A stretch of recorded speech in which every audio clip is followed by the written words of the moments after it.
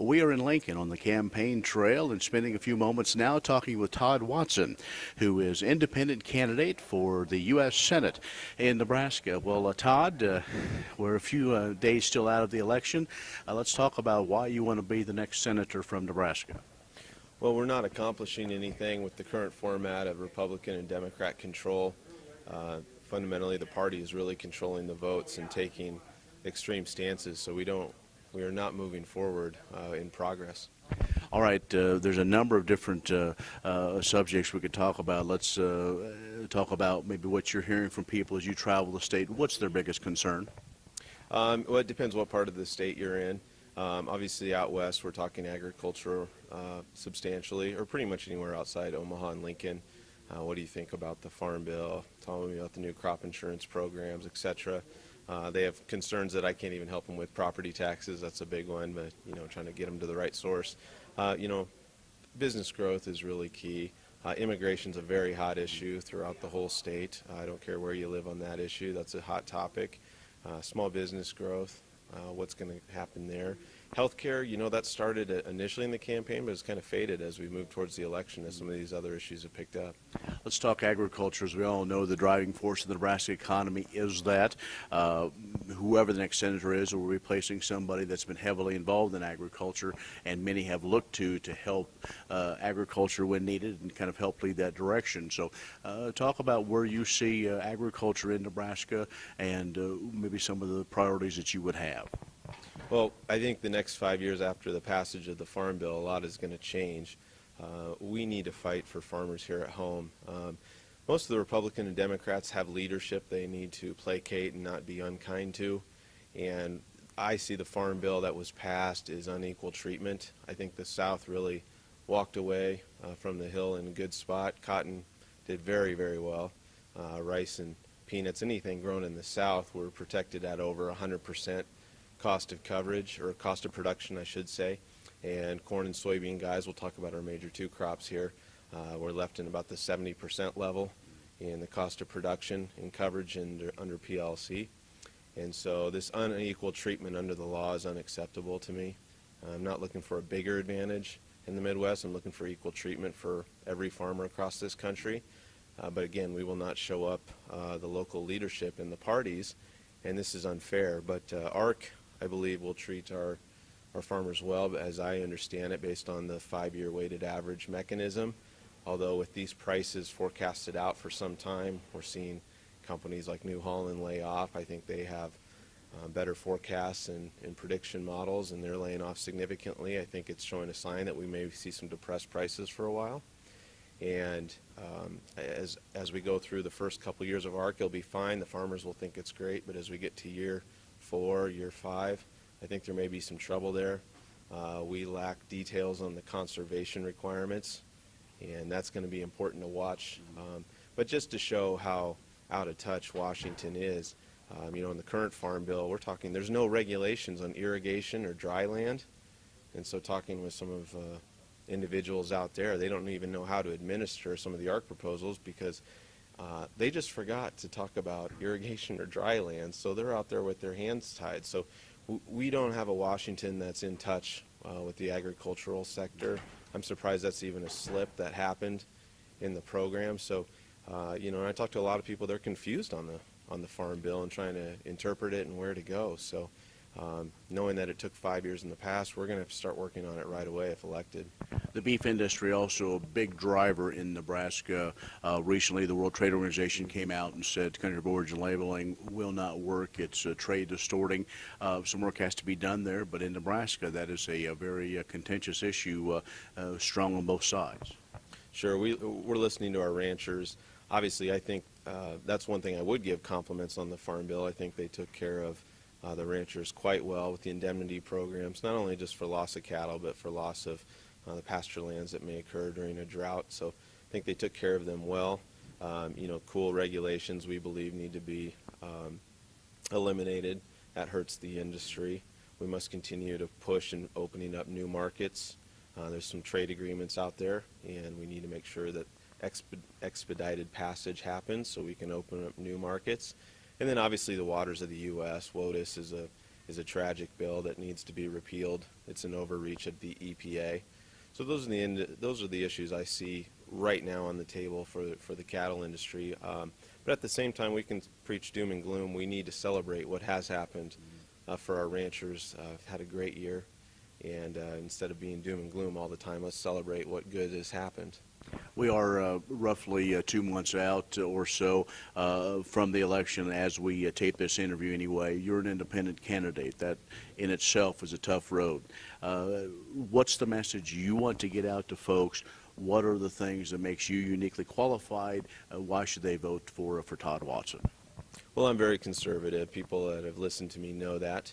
The conservative challenger in this race, Ben Sass, is obviously in the lead, and I think he should be treated accordingly. The fear I have is this state is very motivated by fear, and they want to get rid of big government, and I do too, and we can all celebrate when that's limited. However, they know what they're against, they don't know what they're for. The dangers, from my view, is we forget Wall Street about took out this country in 2005. I see very big danger to aligning with Wall Street to beat big government. And I'm giving, the folks an option against, standing with big banks, as well as being for ethanol. I've been well on the record of being for ethanol. It's a big civil issue here in this state. Ben has been notoriously supported by the big oil companies and will not go on the record on a renewable fuel standard, will not talk about ethanol. I think that tells you where the money is doing in the campaigns, as well as the number 3 donor, or in the top 4 donors in the Republican base, is the drug companies, and not willing to put drugs in the health care proposal. So to me, it's a significant sign that special interest is still running the show in the Republican Party. That's why I left the party a while ago, but stay conservative, because I believe freedom from the money is a huge issue. Conservative's good, and then we have a lot of civil issues we're different on. We talk a lot about agriculture as we do our political interviews, but in this U.S. Senate conversation with all the candidates, it seems like a lot of people are not talking about the 800-pound gorilla, which is what's going on overseas and our foreign affairs situation. And I want to give you the opportunity to address that. There's a lot of hot spots. There's a lot of, I think, misinformation, confusion, kind of where do we go? Where's the U.S. position? If you get elected to the U.S. Senate, you'll be one of 100, and it would seem to me that over the next few months there's going to be some really tough decisions that are going to have to be made. Very good question, Ken. I'm glad you asked it. It hasn't been asked a lot. We're going to come out with a position paper on that this week, taking a very strong position. But America needs to have the dialogue on this topic around the table. And the way we see it, people don't want to do something tough. It's not popular right now to send in ground troops to deal with the issue. And we're never going to eradicate the problem of ISIS unless we do it. Now, I'm a non-interventionist. That's my beliefs. I believe we have gotten involved in way too many situations. We don't understand the word defense compared to offense. But obviously, we created this conflict, and we're going to have to resolve it. So we cannot go, though, with ground forces if we don't have a 75% backing from the American public that's committed to at least 2 to 4 years. In my opinion, the middle ground strategy is poor. We need to be all out, or we should be all in, and we need to be working in dialogue and discussion. The American people need to have consensus to be all in or all out, which is probably around a 75% approval rating. So I'm flexible in the decision, although I'm strongly against this middle position we're in, a few strikes, a few skirmishes. This is not going to solve the problem. So we need to be all out with a containment strategy, or we should be all in for eradication. And I believe Bush had it right. We're not going to allow foreign countries to harbor terrorists. I think we're doing the same problem in Afghanistan, by the way. I think the Taliban some of the Taliban are still in Pakistan waiting for us to leave. They'll come over and create more chaos, just like ISIS has created coming back from Syria. So we need to evolve that foreign policy and execute it. But again, it's up to the American people. They've got to have the discussion around dinner, and we need to be all in or all out, none of this in between. Folks want to get more information on your positions. I know on your website you have long descriptions of kind of where you stand on the issue, so how can they find that? WatsonforSenate.com. The day-to-day dialogue is on our Facebook pages at Watson for Senate as well as Twitter. And then we have a lot of videos on our YouTube channel, which is at Todd Watson, so they can see my positions on various issues. But we take pride in being open and honest. We engage all the debates. We were out at State Fair with you the last 10 days trying to expose ourselves and our positions to as many people as possible to keep the excuse of being naive out the door for the voter. And one of the issues that before we let you go, we want to give you the opportunity, being independent, being conservative, family and faith are very important, and that is one of the cornerstones of your campaign. Yeah, I believe we've got to get our spiritual heritage back in this country. That is not necessarily a job of government. However, our politicians never talk to it, speak to it, express or exercise.